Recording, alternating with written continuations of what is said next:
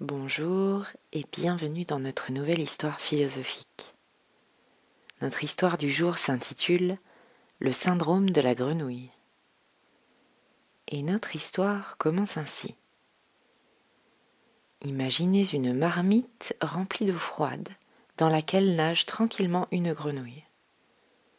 Le feu est allumé sous la marmite. L'eau se chauffe doucement.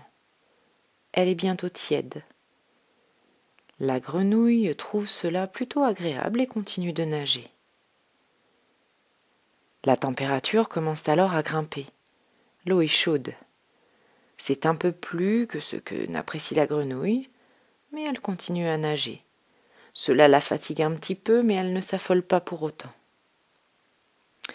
L'eau continue à chauffer et devient maintenant vraiment chaude. La grenouille commence à trouver cela désagréable. Mais elle est aussi affaiblie, alors elle supporte et ne fait rien de particulier que de rester dans cette eau qui ne lui convient pas vraiment.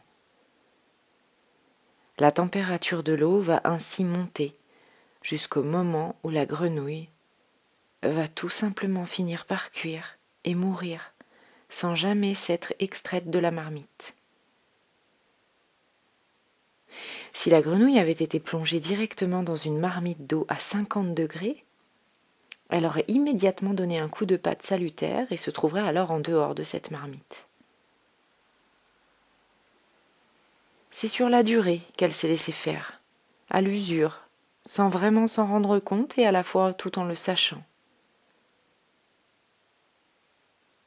Un changement lent et latent endort parfois le jugement, empêche de réagir, comme nous le ferions si le changement arrivait brutalement.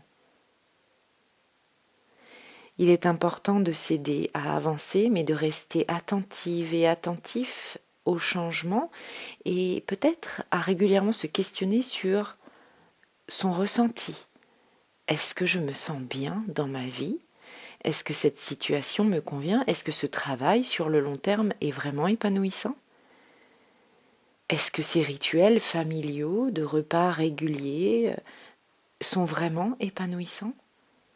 Est-ce que les habitudes que j'ai prises dans le temps me correspondent toujours à l'heure d'aujourd'hui, en sachant que nous évoluons tous chaque jour et que nos besoins changent ? Je vous invite à aiguiser votre intuition. Ne pas chercher à surréagir, mais simplement rester conscient de ses choix. Ne pas les subir parce que le temps s'est installé. Je vous laisse à votre propre réflexion.